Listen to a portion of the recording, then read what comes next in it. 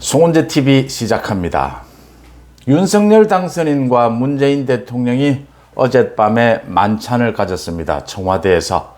결론부터 말씀드리면 청와대 대통령실을 용산으로 이전하는 문제에 윤석열 당선인의 구상에 문재인 대통령이 적극 협력하겠다, 면밀하게 검토해서 협력하겠다라고 약속함으로써 용산 시대가 열리게 됐습니다.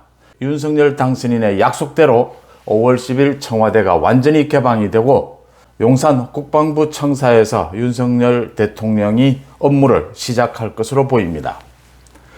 윤석열 당선인의 뚝심이 돋보이는 대목입니다. 인수위 업무를 비롯해서 정권 이양 부분에 있어서 윤석열 당선인과 문재인 대통령 갈등이 빚어졌습니다.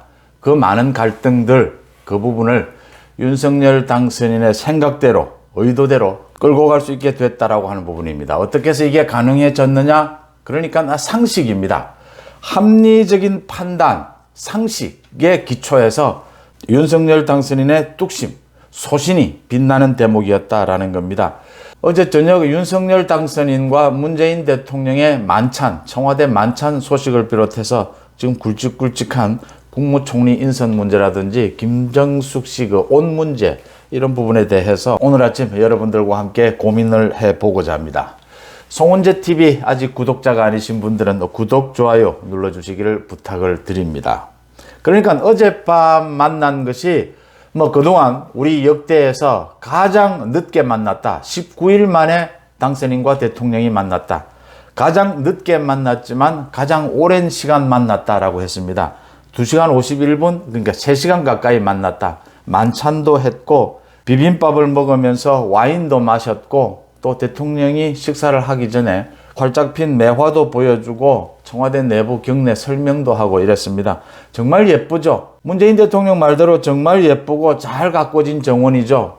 문재인 대통령은 그런 정원, 청와대를 활용하는 것도 괜찮다라는 의도였겠지만 그 잘 가꿔진 정원, 그 공간을 국민들에게 돌려주겠다라고 하는 윤석열 당선인의 뜻도 굉장히 훌륭한 것이다, 이렇게 보입니다. 그렇게 해서 3시간 가까이 만찬을 했다. 많은 부분들을 얘기를 했지만 예민한 부분들은 넘어갔다라고 하는 부분입니다. 이제 실무 협상에 맡긴다라고 하는 것이죠. 사전에 충분히 조율된 것으로 보입니다. 그런데 가장 중요한 것, 윤석열 당선인이 물러설 수 없다라고 한 이 청와대 이전 부분, 이 부분은 이제 구체적으로 협의가 됐습니다. 어제 만찬에서. 그러니까 이렇게 하도록 사전에 조율이 된 것으로 보입니다. 청와대 유영민 비서실장, 장제원 비서실장이 같이 어제 만찬에 참석을 했는데 유영민 비서실장이 자연스럽게 청와대 이전 문제를 꺼냈고 윤석열 당선인이 그동안 우리 역대 모든 정부에서 청와대를 이전하겠다라고 했지만 이루지 못했다. 자신은 꼭 이 약속을 지키고 싶다라고 문재인 대통령에게 부탁을 했고 문재인 대통령도 상식적인 결정을 이제는 내립니다. 지금까지는 이상하게 당선인, 윤석열 당선인은 들어 주변 참모들의 얘기를 듣지 말고 본인이 직접 판단하라. 청와대 이전 문제는 협조해 줄 수가 없다. 안보에 문제가 있다. 이렇게 발목을 좀 잡았는데 상식적인 판단으로 돌아왔습니다. 그러니까 어제 청와대를 이전하는 문제는 차기 정권이 결정할 부분이다. 우리는 면밀하게 검토해서 협조해 주는 것이 맞다라고 했습니다. 지난 14일이었죠. 이제 두 사람이 만나는 그 오찬 모임이 무산되고 여러 가지 이유 때문에 이러기도 했는데 지난주 금요일 날 김부겸 국무총리가 좀 역할을 했다라고 합니다. 김부겸 국무총리와 윤석열 당선인은 대학 시절부터 아는, 윤석열 당선인이 부겸이 형 이렇게 부를 정도로 가까운 사이고 또 그 뒤에도 계속 이렇게 인연을 이어오고 있는데 김부겸 총리와 윤석열 당선인이 지난 금요일 저녁에 만났다. 그 자리에서 김부겸 총리가 중재를 하기를 대통령과의 만남이니까 너무 구체적인 협상에 매달리기보다는 전체적인 모양, 이게 국민들에게 안심을 주는 부분이 있으니까 그렇게 판단을 하고 청와대 이전 부분은 자신도 나서서 직접 5월 10일까지 가능하도록 충분히 노력하겠다라는 선에서 이제 당선인과 대통령의 만찬이 이루어졌다라는 소식입니다. 김부겸 총리의 중재로 청와대 이전 문제가 상식적으로 잘 해결이 됐다라고 하는 부분입니다. 이런 부분입니다.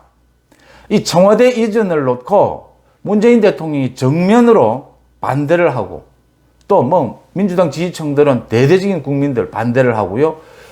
보수 국민의힘 지지층 내부에서도 완전히 갈라졌습니다. 무엇 때문에 이렇게 청와대를 이전하려고 하느냐, 이렇게 서두르느냐, 이러는 부분에 있어서 이건 정치적인 결단이라는 부분을 제가 여러 번 말씀을 드렸고, 윤석열 당선인은 자신이 국민들에게 약속한 정치적인 결단의 부분이다. 반대가 있고 많은 반대가 있을 수 있습니다. 예, 불안하고 우려가 되는 부분들이 있죠. 그렇더라고 하더라도 윤석열 당선인은 합리적인 판단 또 자신의 상식에 기초해서 이건 맞다, 소신대로 밀고 가는 겁니다. 지지율이 좀 흔들린다 하더라도, 지지층 내부에서 균열이 있다 하더라도 이 부분은 정치적 리더십으로 결단해서 끌고 가겠다라고 하는 소심, 뚝심을 보이는 것. 상식에 기초한 이 뚝심이 결국은 성공했다라고 하는 부분입니다. 문재인 대통령도 양보를 해서 적극 협조하겠다라고 하는 부분은 잘한 결정이다, 당연한 결정이다라고 보이고요. 윤석열 당선인의 상식에 기초한 뚝심이 빛났다. 앞으로도 이런 부분들이 지켜지길 바란다라는 부분입니다. 그러니까 이게 뭐 크게 문제가 없는 것이라 하더라도, 정책이라고 하더라도 국민들이 반대하면 물러설 줄도 알아야 됩니다. 때로는 또 어떤 정책이 당초 예상과는 달리 다른 변수가 생길 수도 있고요. 또 처음에 계획을 잘못했을 수도 있습니다. 그럴 때는 겸허하게 내려놓고 그 정책을 바꾸고 국민의 이야기를 들어야 할 때도 있습니다. 민주당의 이야기를 들어야 할 때도 있습니다. 또 내부 국민의힘 지지층의 이야기를 들어야 할 때도 있습니다. 하지만 지금처럼 지지율이 흔들리고 지지층 내부의 균열마저 일어나고 현직 대통령까지 반대한다고 하더라도 정치 지도자는 자신의 결단에 의해서 밀고 가야 될 부분은 밀고 가야 된다고 하는 부분입니다. 지지율이 완전히 무너져서 5%가 되더라도 국민과 국가에 필요하다라고 하는 부분은 밀고 갈 줄 아는 그런 뚝심을 보였다라고 하는 점에서 박수를 보내고 싶습니다. 그 다음에 이명박 전 대통령의 사면 문제를 비롯해서는 아예 식탁 위에 오르지를 않았다, 대화에 오르지를 않았다, 사전에 조율된 것으로 보입니다. 이명박 대통령의 사면 얘기가 나오면 김경수 사면 얘기도 같이 나오게 될 테고, 이명박 대통령에 대한 사면 문제는 윤석열 당선인이 이미 공개적으로 기자회견을 통해서 요청을 한 부분이었습니다. 문재인 대통령으로서는 윤석열 당선인이 요청을 한 것을 받아들이면 정치적으로는 오히려 부담을 덜게 되는데, 김경수 사면, 뭐 다른 부분들이 엮여 있기 때문에 좀 불편했을 것이다 라고 하는 부분입니다. 이건 결국 실무협상, 장제원 비서실장과 이철희 정무수석 실무협상으로 넘겼다라고 하는 부분입니다. 사면 부분, 뭐 지금 남아있는 인선 부분, 감사위원 임명하는 부분은 감사원에서 제청을 하지 않기로 했으니까 이제 윤석열 당선인 정부로 넘어간 것이고요.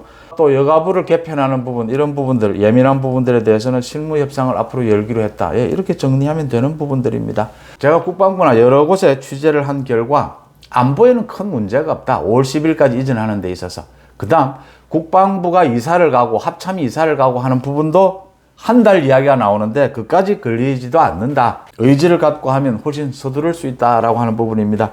윤석열 당선인의 생각대로 5월 10일 청와대가 완전히 개방이 되고 대통령실 업무를 국방부 청사에서 시작할 수 있는 그럴 가능성이 매우 높다라고 하는 점입니다. 그 다음 어제 만찬과는 상관이 없는 부분이지만 초대 국무총리를 누구를 하느냐라는 부분을 두고 뭐 정치적인 인사, 경제계 인사, 전 노무현 정부 시절의 국무총리였죠. 한덕수 총리, 뭐 이런 사람들이 거론이 되고 있습니다. 뭐 모두 훌륭한 사람들이고 적임자라고 보이는데, 많은 사람들, 지금 인수위 주변에 많은 사람들이 영순위는 안철수 인수위원장이 아니냐, 안철수 위원장 본인은 국무총리를 하느냐, 아니면 경제부총리를 맡느냐, 아니면 인수위원장을 했으니까 이제 정부에서는 손을 떼고 당으로 돌아가느냐, 여러 가지를 고민을 하고 있다라고 하는데, 안철수 위원장이 국무총리직을 맡는 것이 가장 합리적이지 않느냐, 가장 상식에 근접하지 않느냐라고 보입니다. 이유는 인수위 업무를 안철수 위원장이 굉장히 열성을 갖고 현재까지 무난하게 잘 추진하고 있다라고 하는 부분입니다. 굉장히 야무지게 많은 부분들을 실용적으로, 문재인 정권의 정책이라 하더라도 나쁘지 않는 것은 개성을 하자, 모든 것을 실용적으로 국민을 위해서 필요한 부분이라면 무엇이든 할 수가 있다라는 부분, 이런 자세로 인수위 업무를 잘 이끌고 있다라고 하는 것이고요. 또 현재까지 윤석열 당선인과의 케미가 맞다라고 하는 부분입니다. 공동정부 그런 부분에 대한 명분도 맞다라고 하는 것이고, 안철수 개인으로도 다시 지금 당으로 돌아가서 설 자리가 그렇게 녹록지 않다라고 하는 것이고, 안철수 개인적으로도 자신의 입으로 이야기했다시피 국정 경험을 쌓는 게 중요한 요인이 될 수 있다라고 하는 겁니다. 국무총리 출신이, 물론 안철수 위원장 입장에서는 2027년 차기 대선이 가장 큰 관심거리죠. 국무총리 출신이 대통령이 된 적이 없다, 이런 이야기를 하는데, 안철수 위원장에게 제가 드리고 싶은 말씀은, 예술가도 그렇듯이 정치인도 마찬가지입니다. 새로운 길을 개척해야 할 때는 개척해야 하는 겁니다. 그게 상식에 맞고, 윤석열 당선인처럼 말이죠. 맞는 이야기입니다. 합리적인 판단이고 상식에 맞다면 새로운 길을 개척하는 뚝심을 보여줘야 합니다. 결단을 보여줘야 하는 부분입니다. 국무총리 출신이 대통령이 없었으면 안철수가 처음 그 길을 갈 수가 있는 겁니다. 지금 이게 상식적이고 합리적이라면 그 길을 선택하는 것이 맞다라는 부분이 설득력을 얻고 있습니다. 물론 윤석열 당선인의 결정에 맡겨지는 부분이다, 이렇게 보입니다. 그 다음 김정숙 씨의 그 옷과 액세서리 사치 부분, 이게 굉장히 이야기가 되고 있습니다. 대통령 배우자의 그 옷, 액세서리를 예산으로 사는 것이 맞느냐? 미국의 사례가 그대로 다 나왔습니다. 미국에서도 이게 굉장히 고민거리인데, 자신 개인의 돈으로 산다. 만약 이게 예산이 지원이 됐다면 반품해야 한다. 반납해야 한다. 이게 또 계속 제가 말씀을 드리지만 상식이지 않습니까? 자신의 돈으로 사는 걸 누가 탓할 수는 없습니다. 그게 원칙이고요.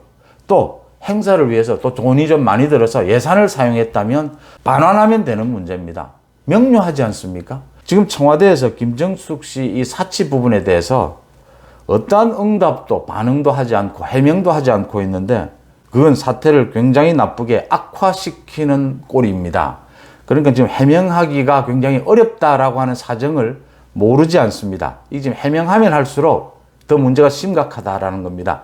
그럴 때는 상식에 따라서 문제를 풀어야 합니다. 방법이 없습니다. 미국의 사례가 적절합니다.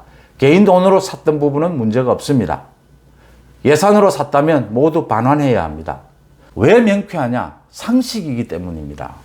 윤석열 당선인이 청와대를 이전하겠다. 많은 국민들이 반대해도 관철시키겠다. 윤석열 당선인의 판단이 합리적이고 상식적인 것이기 때문입니다. 문재인 대통령이 거기에 협조하는 것은 당연한 일이고요. 그 다음 김정숙 씨 옷 부분은 명쾌합니다. 자신의 돈으로 샀다면 문제 없습니다. 예산을 사용했다면 반납해야 합니다. 송은재 TV 마칩니다. 고맙습니다.